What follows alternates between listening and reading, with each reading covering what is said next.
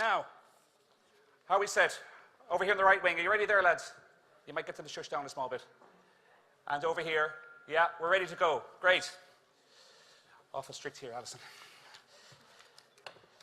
So, as you can see, we're a really high-level panel here today, and we're going into this part of this business model innovation. We're talking about scaling and how to scale by design.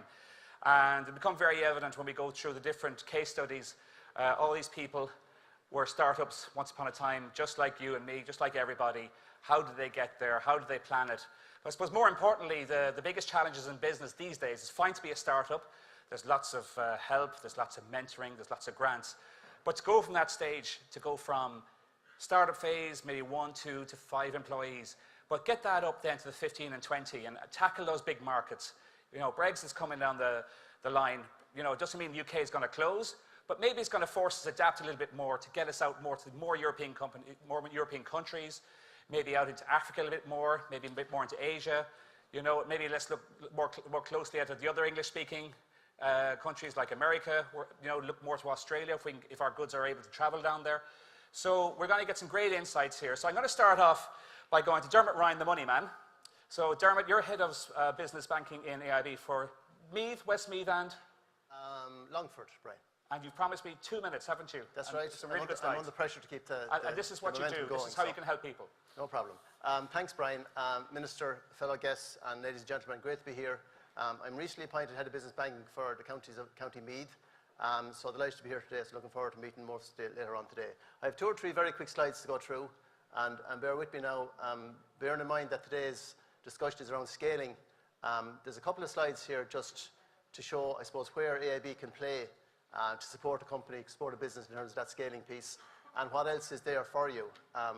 And we work very, very closely with some of these organisations who are there to give more funds, to partly share the risk with a bank, to drive business forwards. So you'll see from this slide from left to right, we're talking about you know, the various areas of business development from startups through to growth phases, and you'll see where other areas can be helped with the likes of SBCI, who are here today, our friends in EI, MML, who are a provider of seed funding. So from left to right, you'll see where the areas that can be helped. The main area that we're talking about today really is the growth and development phase, and better get it right here, and the expansion phase. And you know, together with senior debt from the likes of AIB, companies will need to talk to some of these other providers, be it funds that are available, and maybe give some equity. We have a lot of discussions around that sort of area with some of our customers. Dermot, so, if I could just jump in there. A lot of companies coming for money, from the pillar banks especially, they seem to fail the test. Yeah. And there's endless form filling, and it takes ages for some people to get a decision. What are the main mistakes people are making? Because, look, I fall into the trap myself. What's the best way to prepare yourself to be ready, okay, and you're going to back me without me giving a personal guarantee? Yeah. Well, I think the personal guarantee is the last thing we look for, Brian. Right. It's all about the cash flows, and it's all about the cash generation, and it's all about doing that preparatory work with your financial advisors and come with the right piece of information. Usually we'd look for sort of 3 years back if they're an existing company and 3 years forward. And the assumptions behind the 3 years forward projections as to what's going to drive those sales, what's going to drive the cash generation. What's the biggest mistake? The biggest mistake is lack of preparation, and bring their people around them. And not just to depend on the bank to be the only provider of funding. You know, what I was saying, there's lots of other areas there where funding is available to share that risk, and that's what sometimes we look for, a bit of risk share, because, you know, companies may not be ready for a lot of senior debt. They may have to bring some equity themselves, may have to go to some of the providers of equity.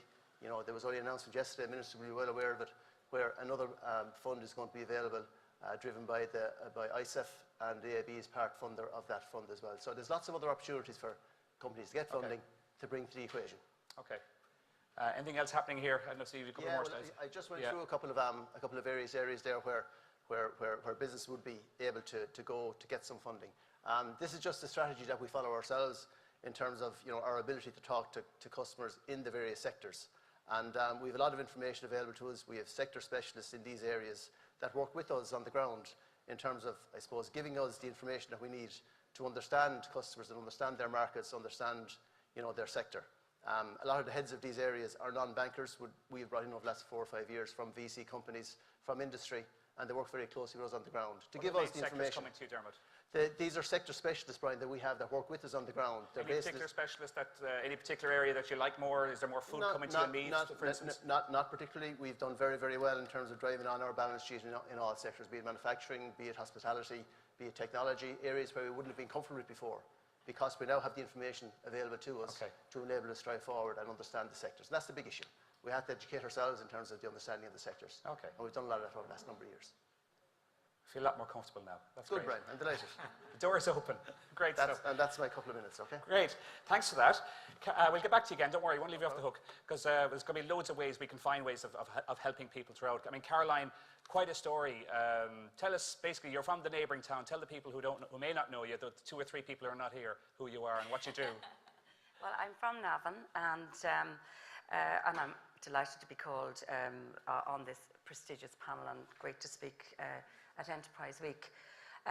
My business is over 40 years in business next year, but it really is a new business in that we've had to diversify. It was a very successful business. My father started it, and due to beyond our control, just global imports of furniture manufacturing was almost decimated in the area in Navan. Navan would have been a huge furniture supplier right throughout Ireland and in the UK. So I looked for opportunity within the capabilities of the factory, and I travelled. I went to all trade fairs, studied fashion and interiors, looked at China, looked at Italy, and had an idea of doing some soft furnishings to put on this leather furniture that was decimating our market. And I got a big opportunity going into major multiple retailer in 2004.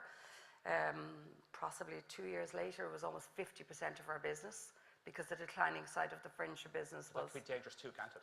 It can be extremely dangerous. So from our point of view, but having said that, we were supplying them with something that they weren't getting from somebody else, and it was manufactured locally. We're supplying it on a just-in-time. We're supplying some design because of the fact that our furniture background in terms of the interiors. So we were supplying them with what, it was working for them.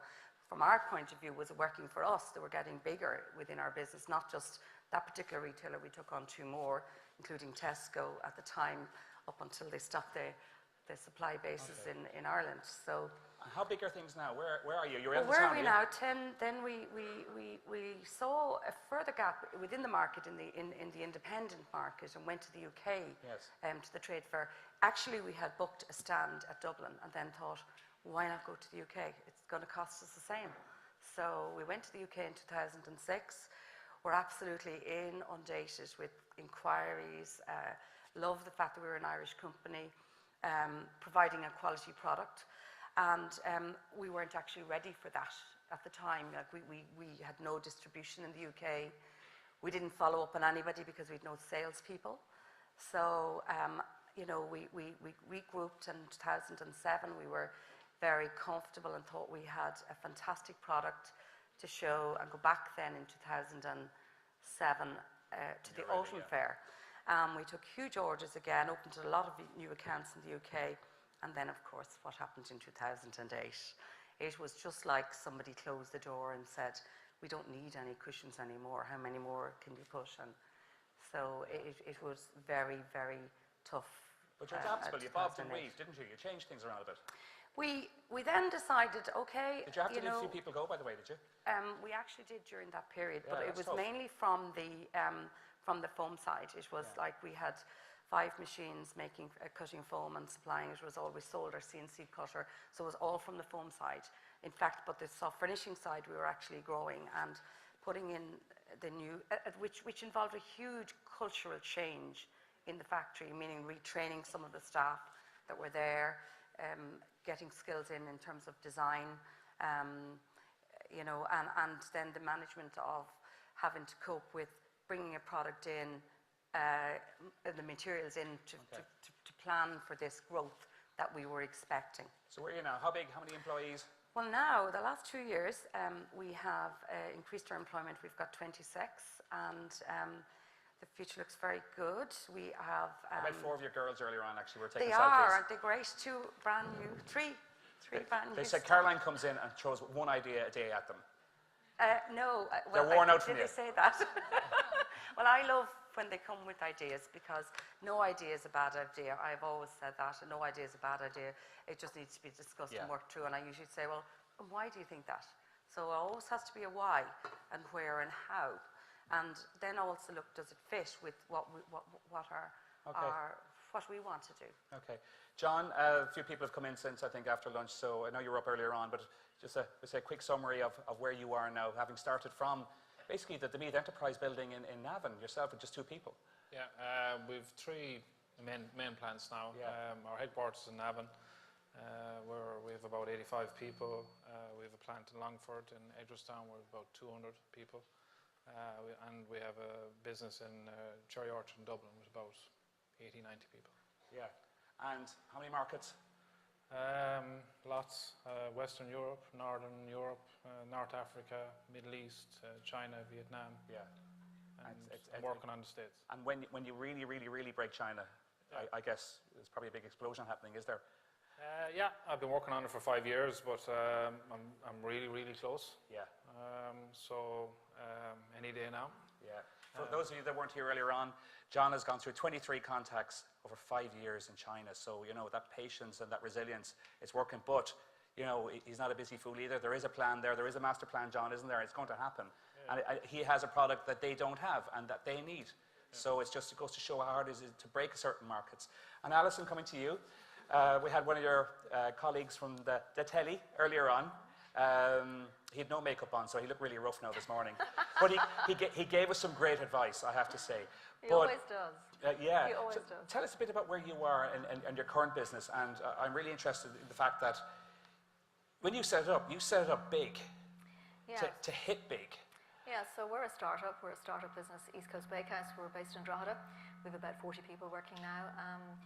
Is it fair to say you're the only biscuit maker in the country? We are the only biscuit maker of scale. So there are a number of artisan food businesses in the biscuit space that are doing a good job. I suppose we started with a view on the market. So in this country, we consume about 220 million euros worth of biscuits every day. Every year. Maybe every day is a bit much, really, every year. So it's a big market. It's a really big, resilient, traditional market.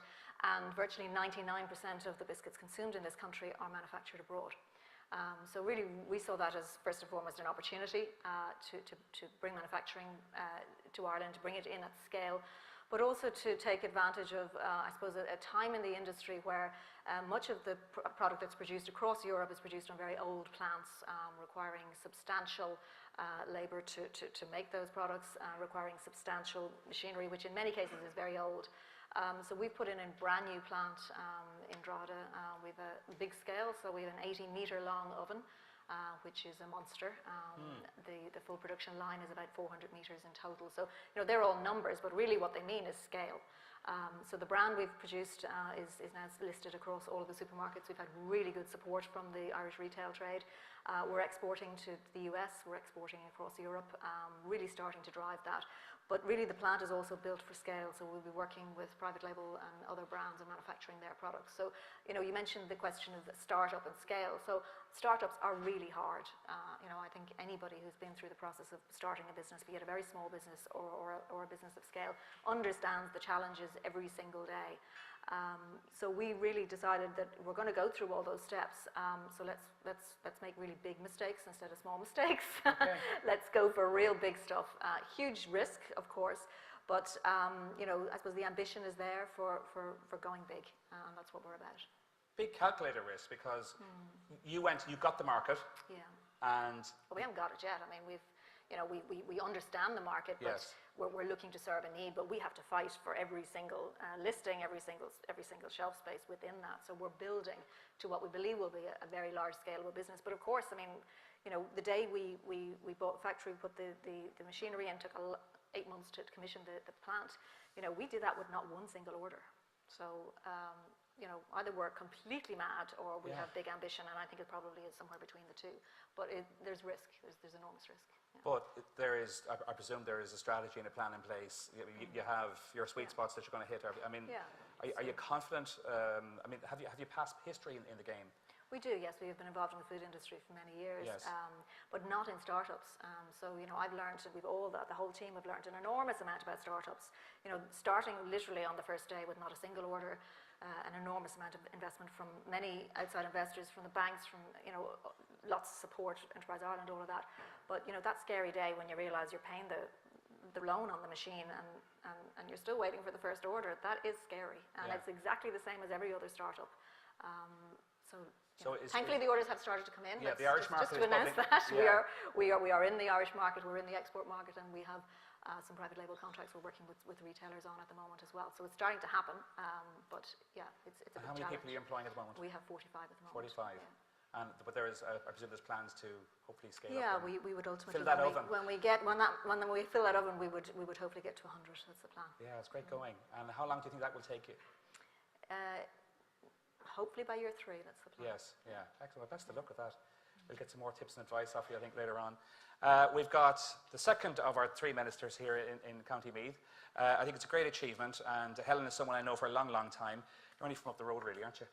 And it's great that you've got such. I think you've got probably the most high profile of the junior ministries, in that it's European affairs is like a full ministry, really.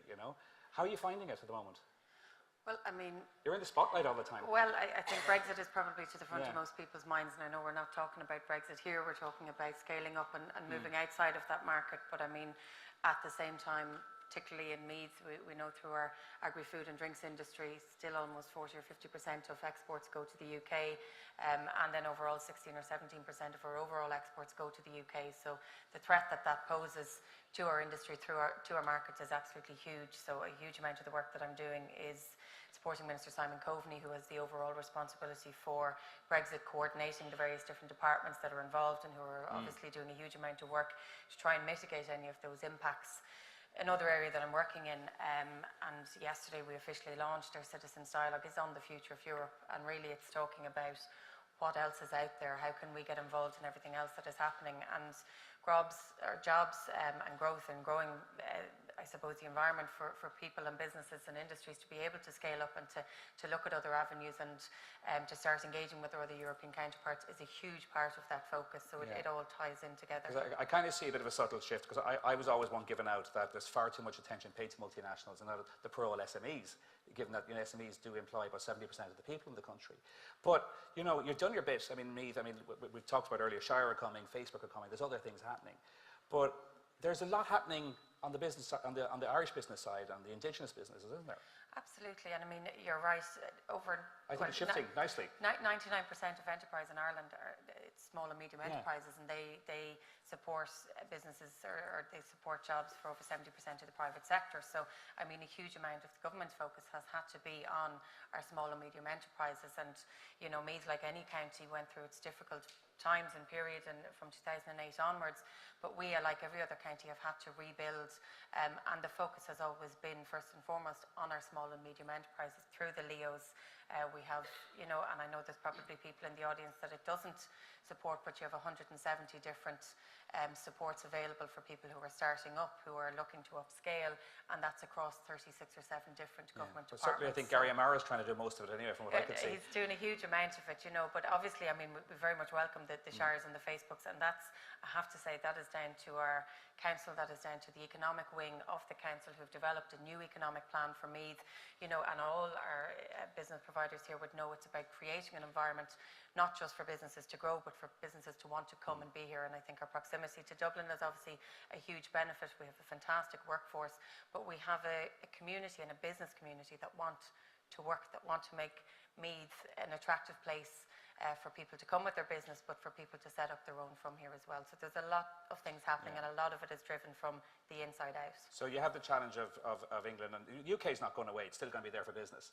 But you're keeping one step ahead of the curve. And abroad, I love the initiative that the government took. I mean, IDA and Enterprise Ireland are doing an amazing job to get us sold abroad.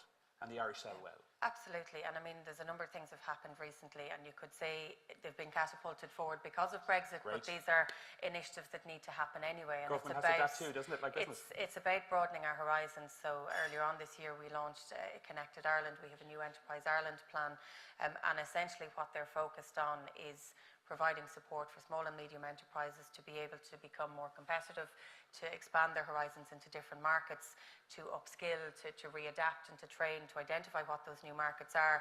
But most importantly, what we're doing is actually trying to create more of a presence, not just in Europe, but further afield. So we have a huge amount of trade missions happening at the moment. Our Minister for Business and Enterprise is only home from Dubai this week. She's been to Japan and Australia in the last few weeks. She's heading to, I think, New York and Argentina before the new year. So it's developing those markets, and where we already have a footprint, to make sure they work better together. So in places like China, we don't have a huge presence through our Board B and our Enterprise Ireland to beef up those numbers and to bring it all under the one house. So there's a new concept that we're working on called the Ireland House. So you have your embassies, you have your Board B as your Enterprise Irelands, your Fáilte Irelands, all working under the same roof, all connected, all sharing their own knowledge and expertise, but then feeding that back into our departments and our agencies. So everybody, I suppose at a local level that's starting small, when they link in then with your local LEOs, they're linking in with the enterprises who are linking in with the departments. So there's a whole chain created to provide that and open up that opportunity. Are you enjoying it? Absolutely, Are you? absolutely. What's your man Michel Barnier like?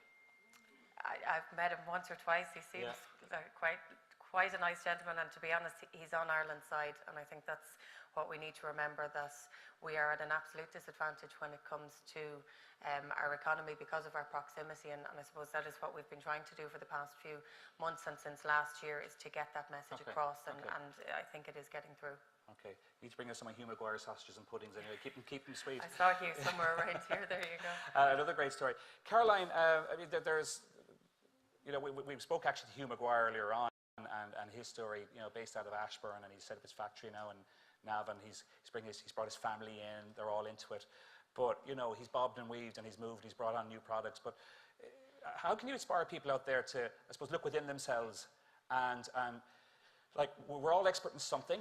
Do we stick to what we do and look at the ecosystem around us and go, how can we adapt? How can we bob and weave? I mean, tell us a bit about the thought process that you went through.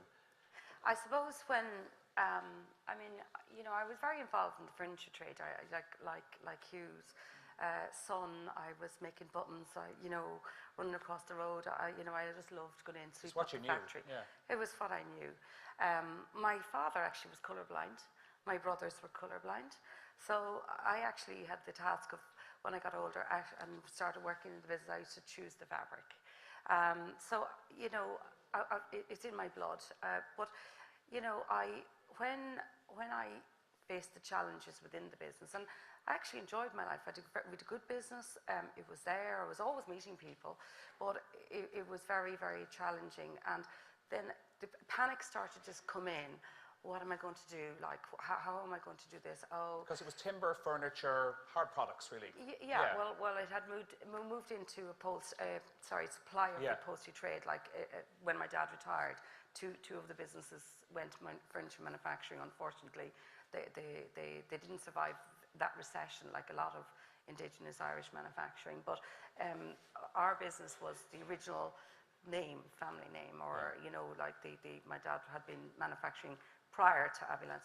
So I suppose when I started doing the furniture and then dealing with new people, I remember one year we were closing for 2 weeks, as we did every August or every, you know, first 2 weeks. I got a phone call from one of the directors of the retail stores. You can't close. What are we going to do? Like, who's going to, you know? And we, oh my God, we're going to have to stay open. We're going to have to change that. So the cultural changes within the business and the challenges that I felt personally. Did you feel that weight of responsibility? And you're taking the family business. It's on you now. Huge. Yeah. Huge. I had gone through, like they talked about earlier, one of the speakers talked about, I had actually done a business retirement relief with my dad. So he had the buildings and the old buildings, and we moved into this new premises, and we divided up some of the businesses. And so, you know, I felt really challenged. So I did a Going for Growth program. Now, it's very women-based, I know, because actually, you know, I know everybody starts a challenge in their business, but we particularly, I mean, you know, we in Europe they've been quoting the fact that in Irish businesses there are very few women fronting the businesses. I did Going for Growth just literally to get my head around things. What am I going to do? Which area should I focus on? Should I focus on the multiples, which were the own brand, or should I focus on the brand? But I didn't have the money because, you know, I bought my brother out of the business, and all the cash, and I had this huge mortgage to pay. And what do I do? So Going for Growth then made me realise there are two things I needed to do. Firstly, step back and actually, you know, possibly look at my own strengths, which was networking. And I love the business, and I love the furniture, and I love meeting people and identifying new opportunities. So I put in a GM, a financial controller originally. And was it tough to hand over responsibility to him? It was really hard. I was still what he said. It was very tough. I'd notice every little line. I'd notice. Still look at him today, and I'd be able to tell him. He'd say, you know, he has to have his T's crossed before I look at it. I don't know. It's just in you to keep looking. But you have to let him off to a certain extent as well, don't you? Oh, you do. You do. You have to let people.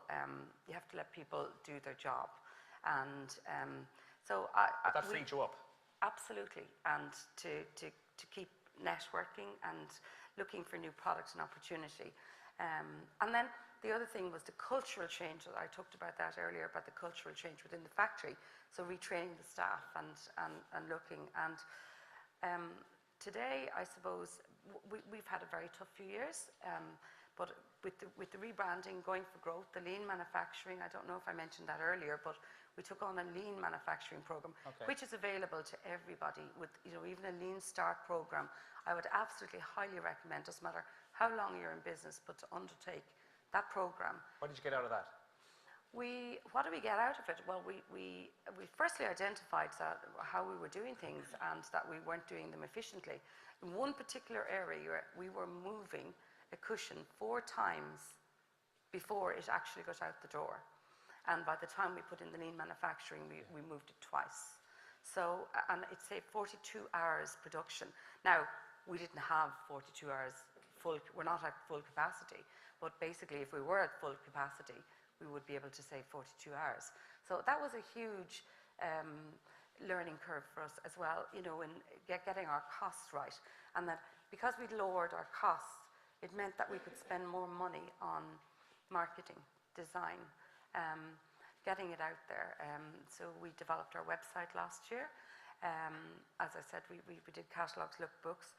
And now, an earlier speaker talked about adapting for the market. In other words, like they said about the French market. And would you believe only this morning or yesterday we had a chat with our team, and we talked about that when you looked at our product, that, you know, we developed it for the Irish and UK market, and some people would look at it and think, oh, we're too floral. And you know, like if you look at homes in Scandinavia, it's all very plain, it's all very grey. We have that product, but it's all tied in with all the other product that we have. So we need to scale it up and to show it, to sell it in Europe. And what's your plan for that? What do you intend to do? Well, we are going to a trade fair in 2018. Yeah. We've worked with, we're working, I was only speaking to him this morning, we have a partner in Benelux, and we're taking them on board. We have the product, we have the quality, and digital printing has been innovation in the industry, has allowed us produce design and put it onto textiles. Very, very reasonable, very cheap, and you know, so we can provide product suitable for each market, but we need to get more knowledge about that market. And our plan is to expand from the UK trade fairs, which usually are only attended by UK and Irish manufacturers, but to go into European markets. Dermot, a lot of our speakers, they're big examples of sticking to what they know, sticking to what the family had done for generations, and they're carrying it on. Do you find a lot of people coming at you absolutely no background in what they want to go into, and you go, no way, dude, like, you're having hope? I mean, is there a lot of chancers out there, or is there a lot of people kind of, they're pie in the sky stuff? And, yeah, and should you find that the majority of, we'll say, finance packages that are going through from yourselves, are they going to people who come from that background, or I think as opposed to a different one? in the past, Brian, when we all made mistakes, there was people trying to get away from the knitting, as you said yourself. I think in more recent times, like we find the people that are coming to us are more professional. You know, they know their line of sight, they know what they're good at. It's interesting to hear Caroline talking about the management team that she has and her difficulty in handing over control. That's something we look at very closely. At the mid-corporate type customer that we talk to, succession is a big issue for us to make sure there's succession there. The dependency on one man or one lady at the top is a huge issue for us, God forbid. So we look at the management team very, very closely. But, you know, getting back to your point, I think now people are more focused. They're focused on their market, as Alison said. They're focused on their product and they're focused on their customer. And it's a little bit more together than it was in the past. Yeah. Do you see a lot of the lads like St. Pat's? I bought one of those little bits and pieces over there off them. The Thomas Barrett there now, he's from Navan. Great little entrepreneur, he's selling away over there. Yeah. Is there a lot of, say, that Gen X, Gen Y, millennials coming up with say, more fintech ideas? Obviously, because they mightn't have a background in it, but they seem to be really switched on and sharp. I mentioned that earlier on. You know, if somebody came to the bank 10 years ago with a fintech idea, we'd run away because we wouldn't understand it and we'd be frightened of it.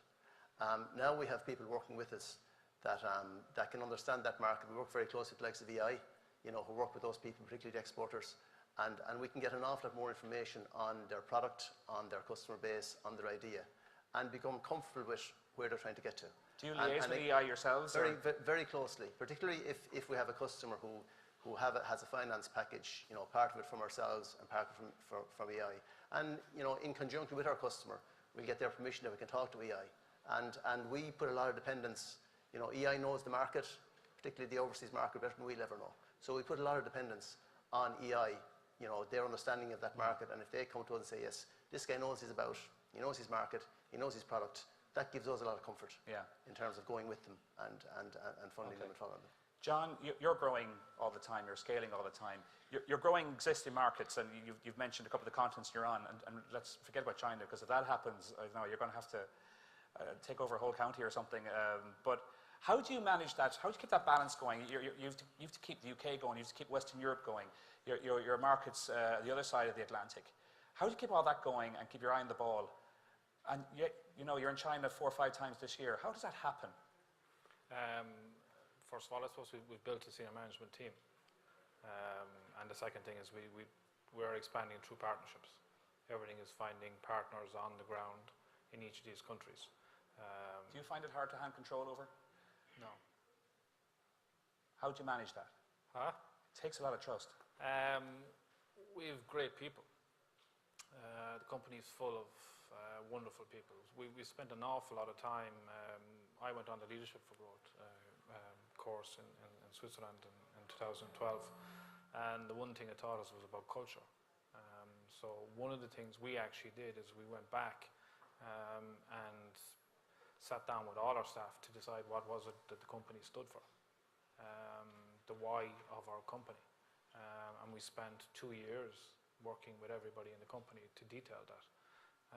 And we've built a culture in the company now that is incredible, and it's way stronger than any individual. Do you invest in training, and then how do you keep these people? Because it's hard sometimes to keep certain generations. We create a good environment to work in, Yeah. And we see work as part of life. It's not everything. We talk openly to people. We include people. We create a lot of excitement. There's a lot of power and a lot of decision-making delegated. People grow very fast in our company. We're very big into equal opportunity. We practice what we preach. So there's a lot of opportunity. If you're able, you can have it. Doesn't make any difference whether you're male, female, what nationality or what age you are. What other market excites you?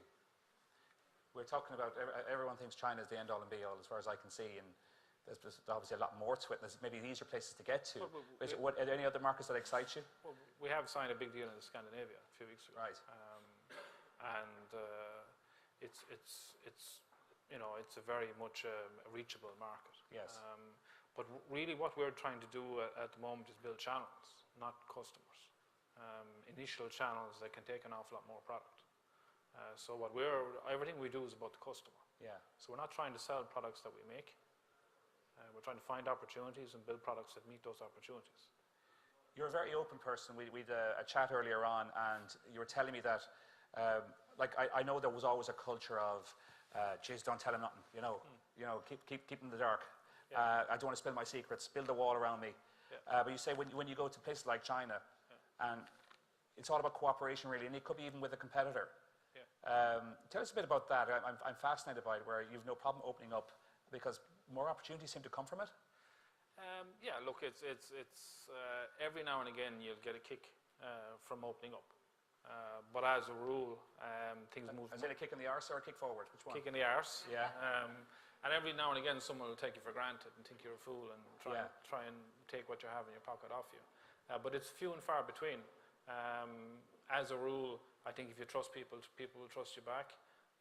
It's the same in every culture. I think there's a lot of suspicion, for example, about China. Everybody thinks that somehow they're going to take something off you. Yeah. And they're looking at us and they're thinking we're trying to take something off them. And we're all playing with, you know, a whole deck of cards behind our back. Yeah. And I think you have to take the risk. Life's too short. You could spend forever getting nowhere. But yeah, being open is important. It's the way we run our company. You know, which allows then all of our instruments within the company to engage with a customer. So if a customer rings into anyone in the company, they'll get exactly the same story I give them. So when you're not trying to put up a sort of a pretense, you will find your match, and that's what we try to do. We're trying to find clients who get what we do, and therefore it's easy to do business with them. Yeah. But that does mean you sort through a lot of people who don't get what you do. You know, so there could be 90 people who don't get what you do and one person who does. And that's the tipping point. But then that moves fast, and it turns to build a very strong relationship that will be able to get over bumps that any relationship would have. Where will you build the factory, the new one? Well, the plan is to build a new one in Navan. Great. So there is outline plan permission, because we are planning ahead all the time, and that started 2 years ago. And the plan is to build many factories in Navan. Great. So that is the plan, yeah. It's fantastic. We'll build it home first. And then move out. Well, it's going to, I see myself very much as a social entrepreneur. Two main big things. One is about creating employment to make a difference in people's lives, because it's important and someone needs to do it. And the second thing is about helping the less well off.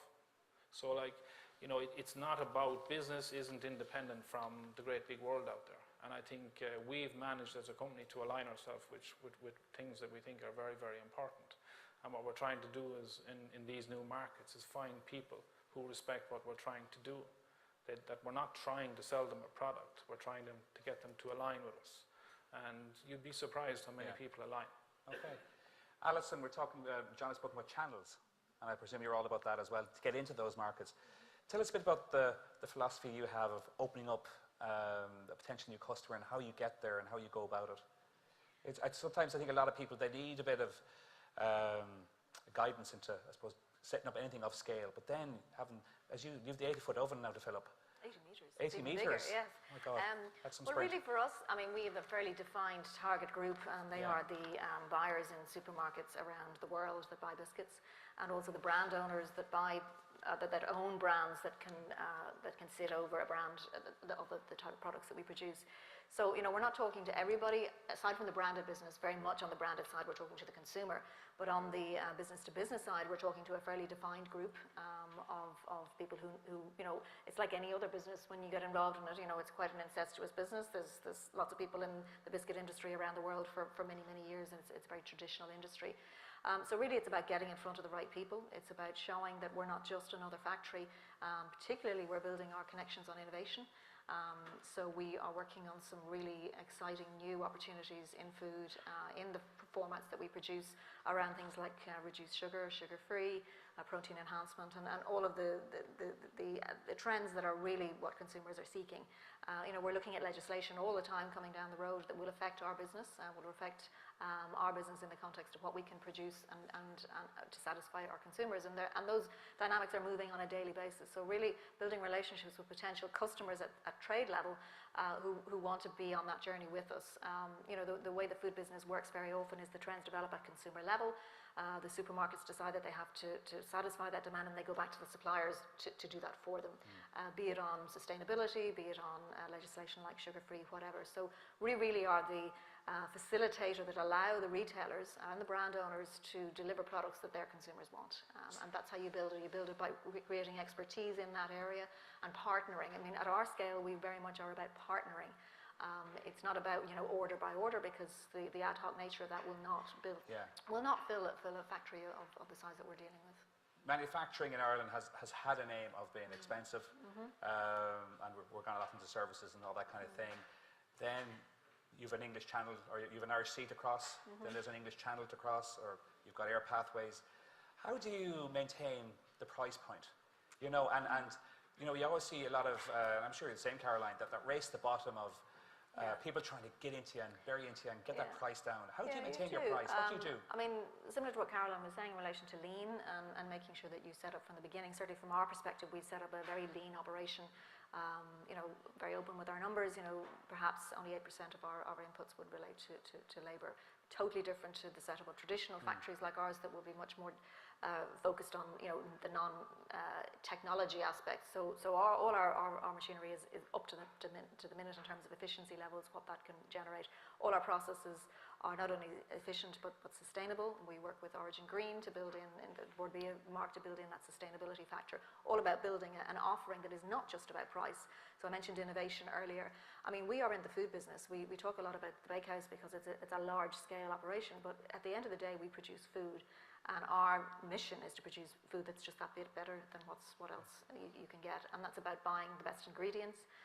We do our absolute utmost to buy Irish ingredients in as far as we can. We put Irish butter in all our products, Irish oats. So really, you know, building that story so it's not a race to the bottom, because we do not want to be the cheapest product walking into a retailer and saying we'll get that contract because we'll undercut the other guy by a cent. That's not going to build a successful business for us. And ultimately, for the consumer, you know, what we've seen in food products over the last number of years across many categories, not just the one we're involved in, is the concept of de-engineering. So reducing the quality of the product, reducing the portion size, reducing the, you know, everything in almost invisible ways until suddenly it's really visible as you've made a series of changes. We don't prescribe to that. We absolutely believe in delivering a good quality product. For example, some of the decisions that we've made around the brand, as I mentioned, Irish butter has increased by 100% as a commodity in the last 18 months. Absolutely hits the bottom line big time. But we've made a brand promise. We've made a promise to our consumers that we will only use Irish butter in that product. And that's what we're continuing to do. So we have to take some hits along the way. But when you're sure about the food you want to produce and the quality that you want to produce, you avoid the race to the bottom. Okay. Helen, I'm going to bring you in this, and I'm going to throw it out to you all, because I'd like to get all of your opinion on it. Brexit has sharpened our minds. We're looking to adapt. We obviously need to focus now really hard on new markets. I saw somewhere where the Danish SME sector have like something 2.5 times as many exporters as we do. So obviously they're being ahead of the curve. Now, look, we've had England, and it's an English-speaking country, and it's handy. Looking abroad, Helen, are people open to Irishness and Irish products? And like, I'm not talking about the paddywhackery now, and sure, aren't we all great? And look, we got to kick up the backside when we didn't get the Rugby World Cup because Irishness didn't work there. You know, the Grand Prix that went on. We're not speaking to them anymore, so we're not. But you know, are we overrating ourselves? Are other markets open to us? Because there's so many markets we can hit. Absolutely. I mean, we're an island nation, so by, you know, we export, that's what we do. And if you look at, I think it's about 117 billion every year is exported throughout the world, not just within Europe and not just to the UK. I mean, all of the plans that I mentioned earlier, so our Ireland Connected, our New Enterprise Ireland strategy, our action plan for jobs, all of these are focusing on to try and increase that by another 5 billion. So I mean, 5 billion. By 5 billion. Wow, right. So where are we at now? By 2020. So we're at about 117 billion at the moment worldwide. Right. To increase that by 5 billion. And again, that comes down to opening up those markets and making sure that there are no barriers to trade. And I mean, a huge part of that actually, and something that we're particularly focused on at the moment, is the completion of the digital single market. So all of, you know, everybody that's developing new business, whether you're starting off or whether you're established, people know that doing business online, trading online and breaking down those kind of barriers is actually key to be able to get into those kind of markets. So there's a huge amount of work being done across Europe to actually complete that, to make sure that the mechanisms and the framework is in place, so that if you're in Ireland, you're able to trade as freely with people in Denmark or in France as you would people in the rest of Ireland. So there's a huge focus on that at the moment, and free flow of data, that it can work as easily and flow as easily as it should. But are you finding, like, you know, the Slovak Republic, say, for instance, and all these, are they open to us? Do they want us? Do they like us? Absolutely, and I mean, one thing actually that Ireland has done, and we are unique in how we have done it, is through St. Patrick's Day. We've actually turned what is, I suppose, a national holiday into probably one of our biggest ways and I suppose inroads into other countries. We used it as a day, and last year myself I was in Buenos Aires in Argentina, and we had a huge amount of I suppose that visit incorporated into engaging with their own industries, opening up new possible trade routes, looking at, I suppose, selling Ireland, really. It's a huge way that we now sell Ireland, and it puts Ireland on the map. And to go back to what John said, I mean, about being closed and people not sharing, and that success breeds success. And when people see Irish companies and the quality of the Irish companies and you know, the fantastic work and the transparency as well in what they do, they're open to more people coming. So I mean, it's all about opening doors. It's all about working together, sharing that information as well, and putting ourselves out there. And Ireland as a country, absolutely, we put ourselves out there. Alison, does the tricolour help you when you're abroad? Absolutely. I mean, I think more than anything, you know, we talk ourselves down. I have a big issue about all of the negativity that surrounds politicians on these trips at Patrick's Day. I see that as an enormous opportunity for Irish companies, and there are trade missions around every one of those visits. It's not just a jolly for the minister or whoever. You know, that ability to get out, and I mean, this week, for example, Board B are hosting in Japan and in South Korea 29 companies on a trade mission. That's Minister Creed, isn't it? Minister Creed is with them. I happen to know the itinerary intimately because my other half is the chair of Board B, and he's on we're on those phone calls in the middle of the night because we can't figure out what day of the week it is. In terms of, it's a really tough gig for all of the companies that have gone on that trip.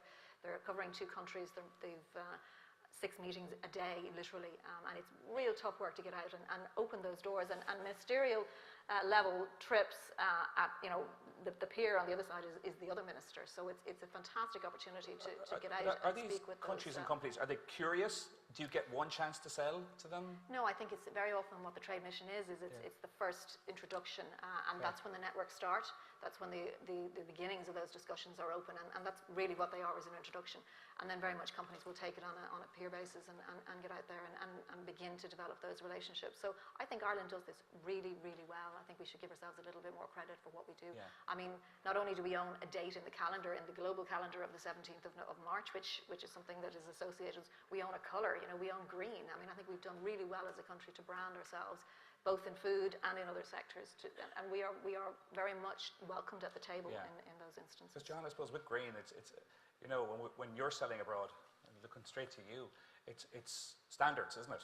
It's quality, and again, you're keeping that price, but you're selling at the really high end. I mean, some of there's a real technical sell as well from a food point of view. Some of the figures that, you know, people in the food industry will know, but generally, for example, I'm in the milk powder side of business, and people wonder why I'm persevering with China for 5 years. So Ireland produces 10% of the world's supply of infant formula in this little country. So 4.5 million people out of 7.5 or 7 billion. We produce 10% of the world's supply. We're the biggest brand owner, manufacturer in China. There's not another milk powder product made over 3 years of age for China. Okay. And people wonder why I'm chasing the market 3+.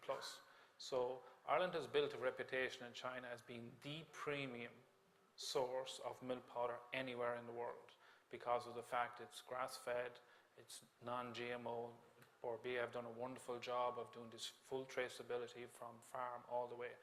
And food security is an absolutely massive issue in a lot of these countries. So, for example, when you go to China, they see us as the leader in terms of milk powder technology. The sort of resources that are sitting around the country that we don't value, like chagas, in terms of their research, in terms of the likes of what goes on in UCD and UCC, is world leading. It's not even top 10, it's number 1. And when you go to China, they just can't figure out how as a small country we have all this stuff sitting here. We don't value it too much because we're used to it. And I know a lot of people say to me, why does Ireland make milk powder? I said, you don't realize what's going on. And as a country, we probably have the best control over that ingredient anywhere in the world. Yeah. So for us, when I go there, all you have to say is, we're Ireland. Okay, we know who you are. Yeah. We know where Ireland is. Again, you've told me about the whole dance that happens when you meet over there. You meet people over there.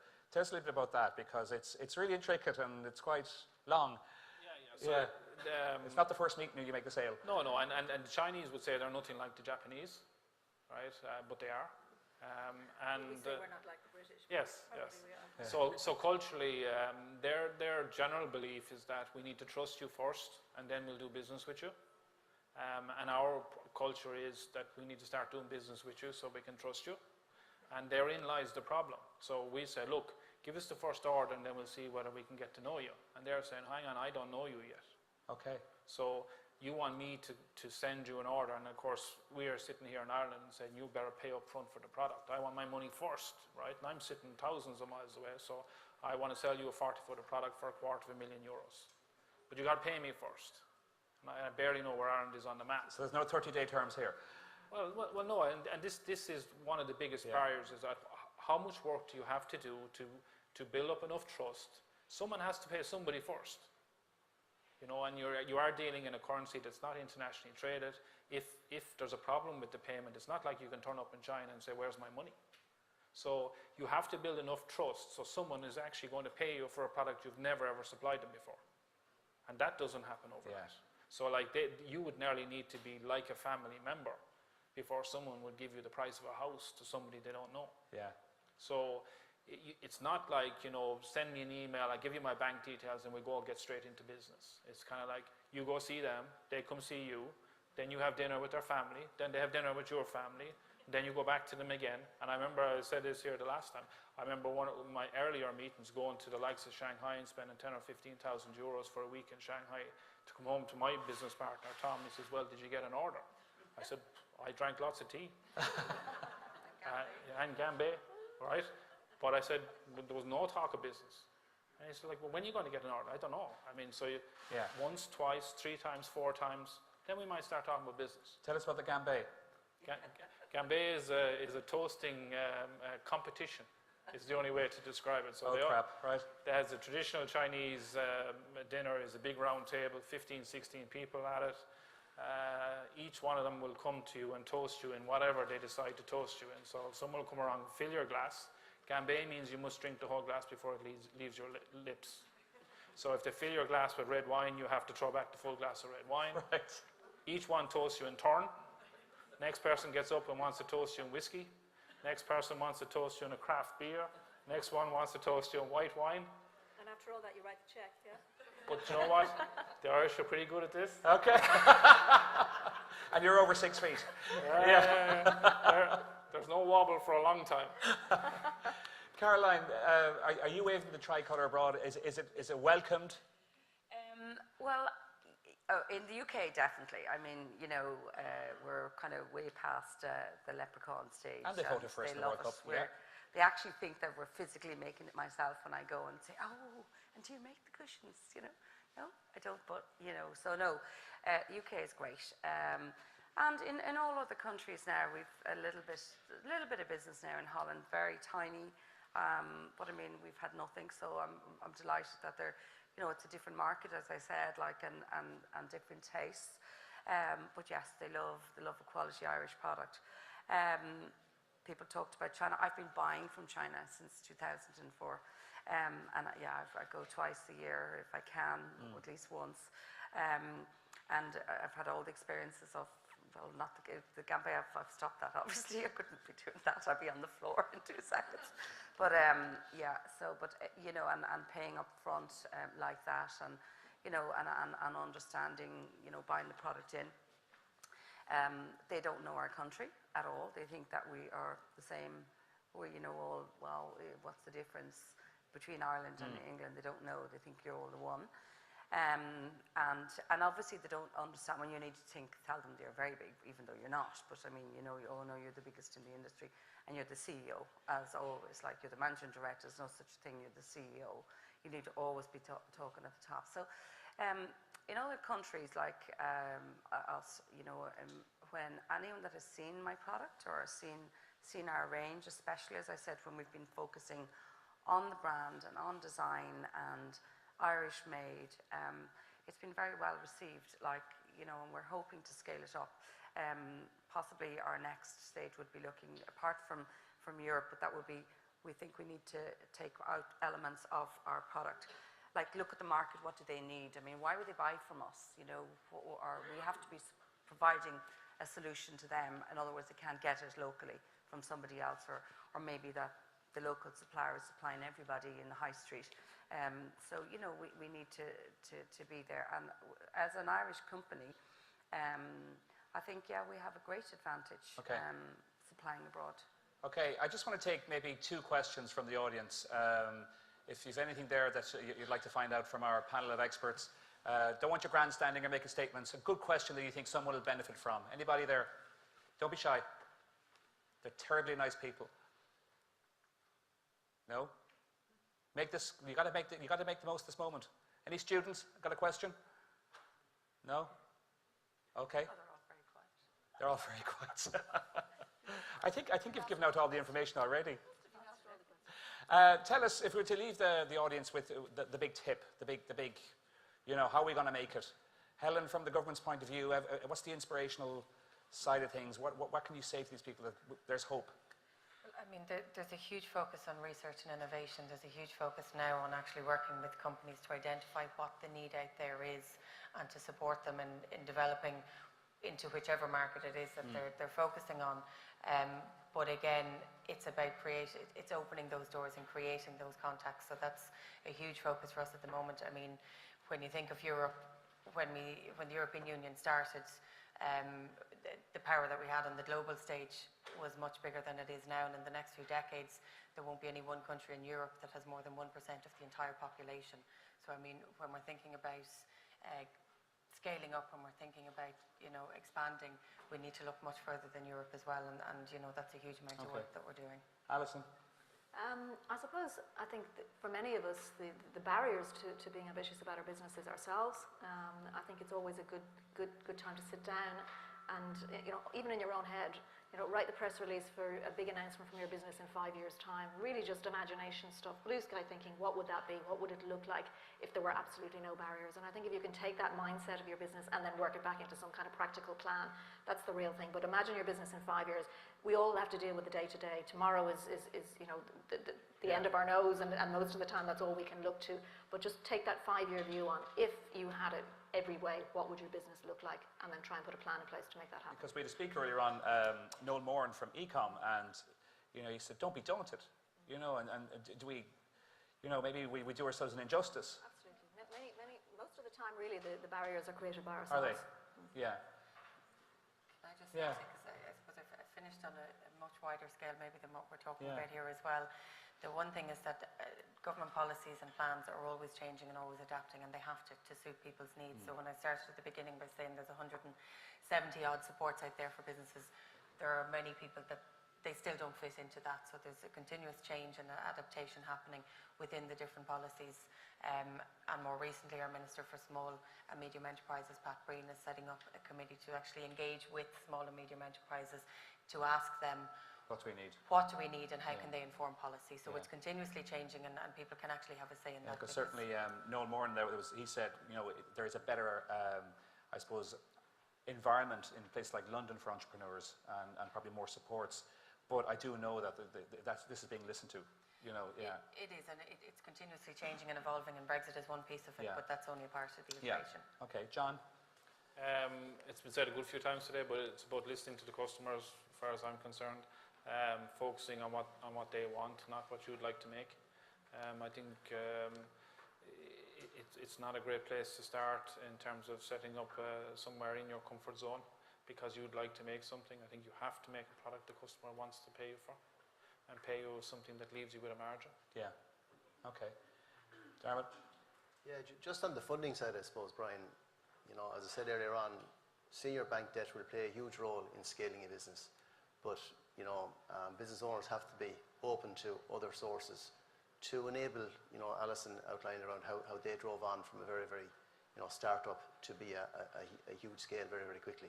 But to be open to other areas of finance and to share risk with a bank. Bank wants to be there, banks will be there, but at some stage, and sometimes they need to share risk with.